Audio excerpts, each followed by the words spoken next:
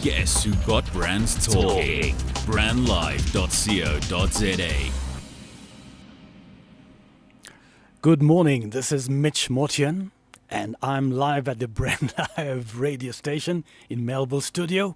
And as usual, my slot is called A Twist in the Yarn. And today, we are going to discover and do a little walkabout in one of the areas very, very close to Melville. In fact, it's a neighboring suburb, and that is called Sophiatown. So, my slot is called Sophiatown, the Chicago of South Africa. Sophiatown was quite unlike other African locations in South Africa. And that is because it was never a location. It was a freehold township, which meant that it was one of the rare places in South African urban areas where blacks were allowed to own land. Now, this was land that never belonged to the Joburg municipality, and so it never developed the form of those matchbox houses built row upon row with the same uniformity and lack of character. Sophiatown developed its own colorful character and history. The houses were built according to people's ability to pay, their own taste and cultural background. And as a result, there were some houses that were built of brick, yes, brick and mortar, and they may have had 4 or more rooms, and some were smaller, and then the others were built like people's homes in the rural areas, daub and thatch, while still others may have been a single room and shacks put together with corrugated iron and scrap sheet metal. Perhaps more importantly, Sophiatown developed a sense of community like no other. People struggled to survive together, and a rich culture based on shebeens, bakanga music, beer brewing. People remember Sophiatown fondly. Sophiatown, more fire.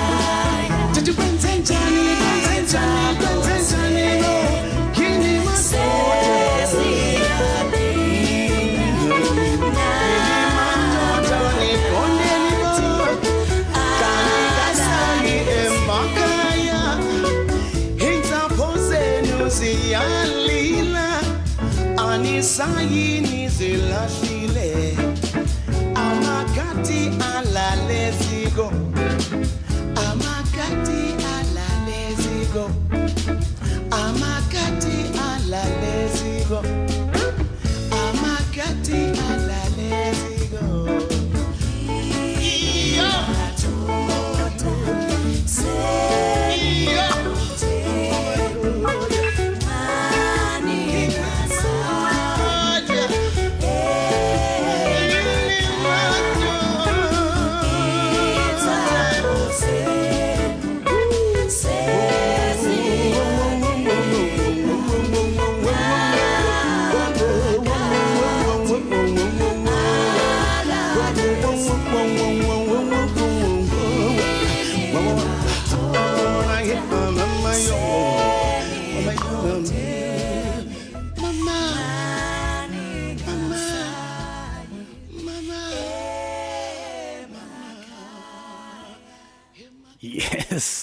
Abigail Kubeka. That track was called Yini Madoda. Now, that's from an album called Sophiatown, Jazz and Apartheid in South Africa. And it actually was an award-winning documentary linked to that album. And that was dedicated to Eduardo Guedes and directed and produced by Pascal Lamshi. Right, Sophiatown, I'm starting off the segment with some cheer and good vibe. But as we well know that the Chicago of South Africa, that's Sophiatown, apartheid planning in Joburg was founded on a contradiction. On the one hand, black South Africans were the backbone of the city's industries, gold mining along the Golden Arc, a long stretch from Welkom in the Free State, and then south up to Witwatersrand, yes, Witwatersrand in the north, and this relied on a steady flow of black migrants to work in the mines. By the start of the First World War, roughly 100,000 black South Africans were working in mines, factories, and homes across the city. On the other hand, the government sought to check this inflow through influx controls that imposed harsh restrictions on black mobility. Through the 1920s, political pressure from lower-class whites was intensifying to legislate white privileges into the economy, reserving high-skilled and highly paid jobs for white residents.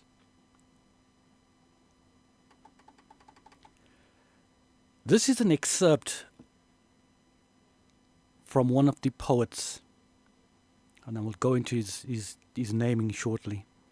And this is how he saw the destruction of Sophiatown. The bulldozers arrived in Sophiatown at 5 o'clock in the morning of 9 February 1955. Behind them in darkness, police commanders lined up with piles of paper, lists of names and addresses, eviction notices, and assignments to new plots in a meadowland suburb 15 kilometers away on the northern edge of Soweto.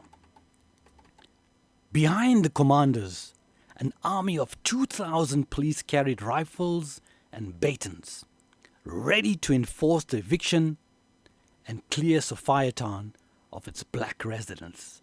"Maak julle oop," they shouted in Afrikaans, which means open up. By sunrise, 110 families had been forced to remove all belongings from their homes, pile into police trucks and move out to meadowlands, where hundreds of matchbox homes awaited them. Sophiatown was one of the last remaining areas of black home ownership in Joburg. 5 years earlier, the South African Parliament had passed the Group Areas Act, which sought to purge black South Africans from developed neighborhoods and establish urban apartheid. In Johannesburg, the act gave license to the city's government to push middle-class black residents out of the northern areas, including Sophiatown, into southern townships such as Soweto. And the suburbs fought hard to preserve this community. For months, the African National Congress and 5,000 of its freedom volunteers had been organizing and petitioning and marching through Sophiatown's Freedom Square. "Asihambi, we are not leaving," the people chanted. Throughout the town, across the homes and churches and cinemas, residents painted their protest. "We won't move." But the march of apartheid was swift.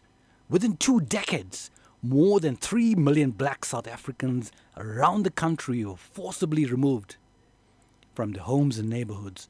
Sophiatown would become Triumph, and that's Afrikaans for triumph, a brutal triumph of apartheid over black upward mobility in Johannesburg. Some were leaving behind families, others were leaving behind friends and lovers. And I cried because my friends were going, Matera remembered. And then suddenly, I'm the only person in the street and the trucks are going.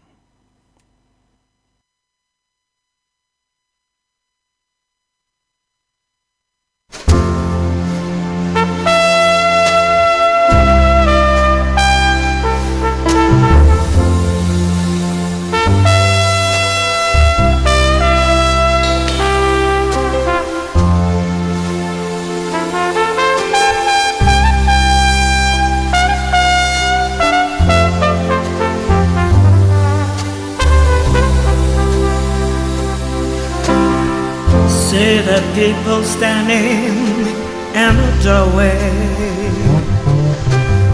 See the bright light on a summer night. I can hear the music from fetches by. I can see my past passing by.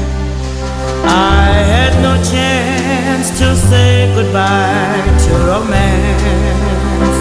I had no time to leave it all behind. It was a place I knew where my dreams came true until they broke it down. So quiet down.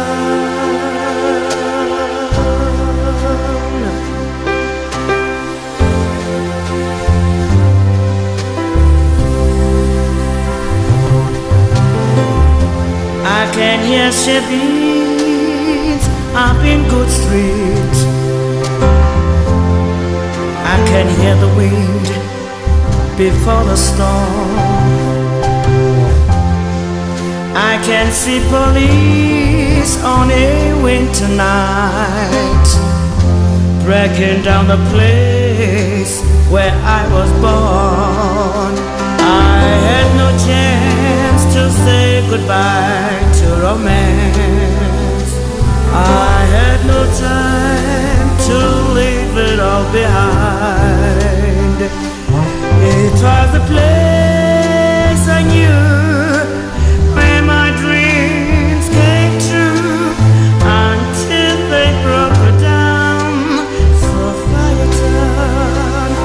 It was a place I knew where my dreams came true until they broke it down.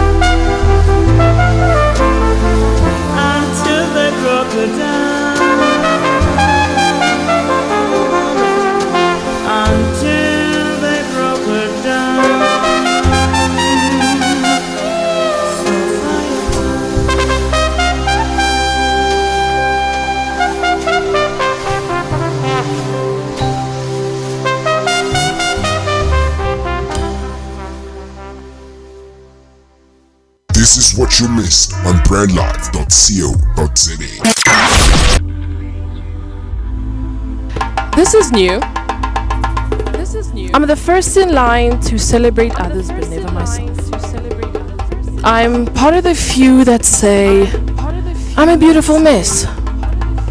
I tried to pay more attention to the beauty in the details so I could see less of the mess, but my mess traces me so beautifully, pinpointing my authenticity. From the melanin in my skin to the kinks in my hair, I know it's not fair. I'm beautiful, but so are you, in your own special way. See, the inequality in this world has brought about issues of race and gender. But I promise you, if you remove the speck from your eye, you'll see that there's no difference between you and I.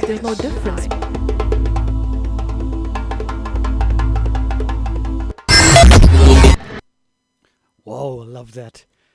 That was Tandy Klaasen, and the track was called Sophiatown.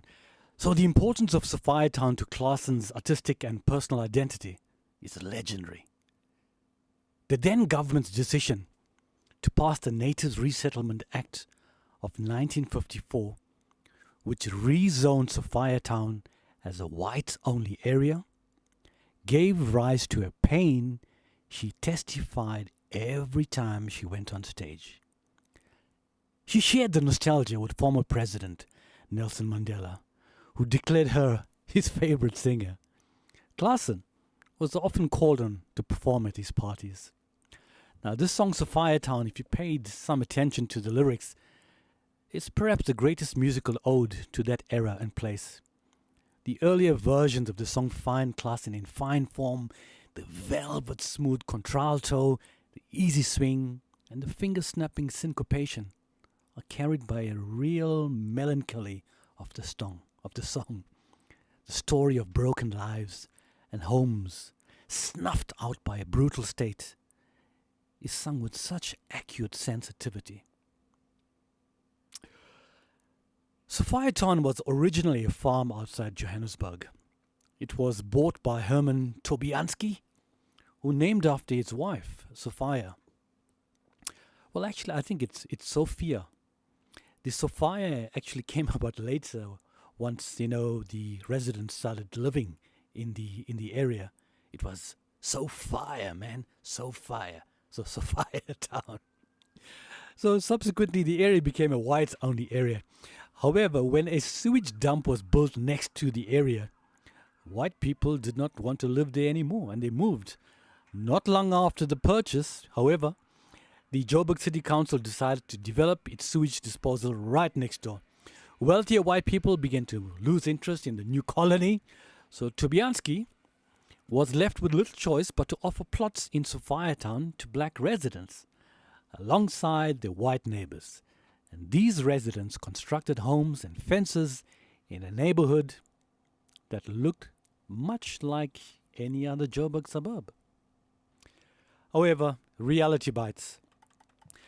As the number of black people increased in the cities, the Joburg City Council, that's the JCC, passed slum clearance programs with the aim of removing black people from the inner city of Johannesburg. The JCC was controlled by the National Party, and these new arrivals had no place to go, thus they were moved to Sophiatown. The area became overcrowded, and they were not allowed by the government to acquire permits for land ownership. Black landowners, burdened with huge mortgages, allowed the other new migrants to live in the backyards. So as the population grew, people built houses out of metal sheets and excess materials in Sophiatown. The residents who moved to Sophiatown to thereafter Meadowlands had no idea about the housing provided by the NP. However, the people refused to leave Sophiatown. Subsequently, the residents of Sophiatown protested, and they used explosives and guns to fight the government officials from forcefully removing them out of Sophiatown. In the end, the government managed to force thousands of people to Meadowlands and Soweto. The removal of the people and the destruction of Sophiatown took place from 1955 to 1960. 5 years, guys, and an entire landscape has been changed. An entire ploy, a mastermind plot called apartheid was effected. People's homes and other property were destroyed. And after the removal of the people from Sophiatown, Mandela made a speech specifically naming the incident to encourage people to rise against the apartheid system. Residents of Sophiatown lost everything they owned. the ANC turned to boycott, strikes, and civil disobedience.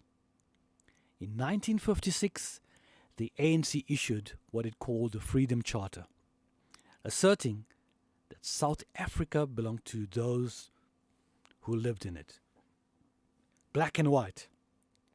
It called for universal suffrage and the individual freedom found in the United States Bill of Rights. To this end, we now move to another fantastic artist from that era, and that is Dorothy Masuka.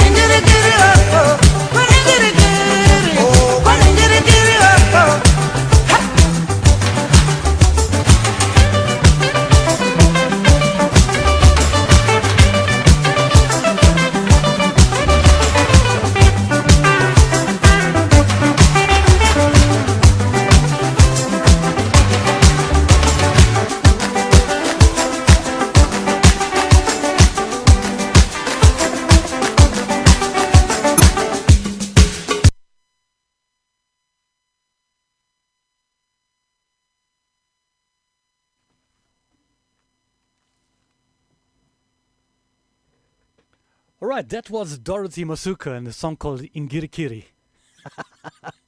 Oh, there's a lot of alphabets here. Ingirikiri. Beautiful. That was essentially life in Sophiatown. So as the population in the freehold township swelled and overcrowding and rack renting became the order of the day, black owners started to really hustle and bustle. So in a yard, you sometimes had like 10 shacks, 10 rooms, a couple of huts. And the sad part is it only had one toilet or one tap. So as a great many daily activities, cooking, singing, washing, fighting took place, this was all part of the great deal of poverty and suffering and violence. Now, these two conflicting images of Sophiatown stand side by side. The romantic vision of a uniquely community, of a unique community, juxtaposed with the seedy and violent township with dangers lurking at every corner. So Don Matera captures the harsher aspects of Sophiatown, overcrowding, the griminess, the exploitation in this extract. It had its gregarious, cosmopolitan image already, because Africans of all tribes, Chinese, mulattoes like me, with white fathers and black mothers, or the other way around, I knew of a family with a black father and a white mother, were moving in. It was a place where the poor were victims of subtle exploitation at the hands of shrewd Chinese, Indian, white, and in few instances, African businesses who drained the masses very discreetly. Food was sold in small quantities, but at huge profits. A 5-penny loaf of bread would be sliced up into 12 or 15 pieces and sold at a penny a slice. Oh, Lord. Other commodities such as cooking oil, sugar, maize meal, tea, candles, etc. were neatly packed into 3-penny or 5-penny parcels, which realized big profits. And the unsuspecting customer paid, unaware they were victims of bloodsucking. Even house rentals were paid on an installment basis. Property owners, especially the Jews and the Indians, built several single quarters on small plots and also encouraged the erection of wood and zinc shanties at rentals of £2 and £3 a month. Most of the yards had a single lavatory. That's an old word, lavatory, otherwise known as toilet or the loo today, and one tap shared by 150 to 200 residents. People and the township dogs relieved themselves against the same walls and put their mouths under the same taps. Beneath the same tree, they had the brief sexual encounters, and you would find a man or a woman lying drunk in the grime and slime and debris, breathing the foul air of the dispossessed and forsaken life. Men and women robbed of those vital fibers that divide man from beast. On this sad note of Don Matera's resurrection, let's introduce Dolly Rathebe.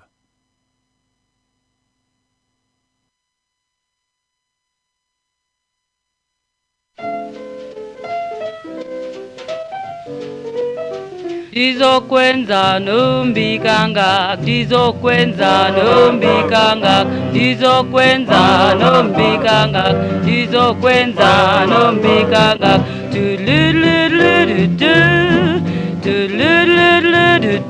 Walelo mtana tachengomeva haingome itolofi. Walelo mtana tachengomeva haingome itolofi. Andikatali no baguten isono sami singoli. Andikatali no baguten isono sami singoli. Walelo mtana, walelo mtana, walelo mtana itolofi. Walelo mtana, walelo mtana, walelo mtana itolofi.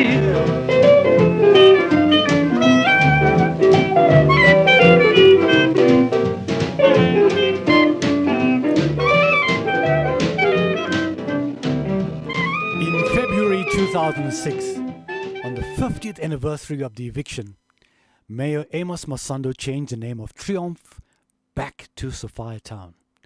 The name Sophiatown evokes the memories of vibrant, creative, multicultural community, a place where artists, writers, and musicians flourished against all odds in an atmosphere of racial intolerance.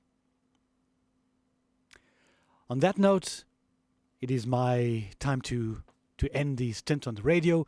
Thank you very much for listening. This is Mitch Mortian, live from Brand Live Radio. And remember, we're trading at 27 boxes as Timeless Clothiers. And in parting or in conclusion, I'll leave you with Miriam Makeba.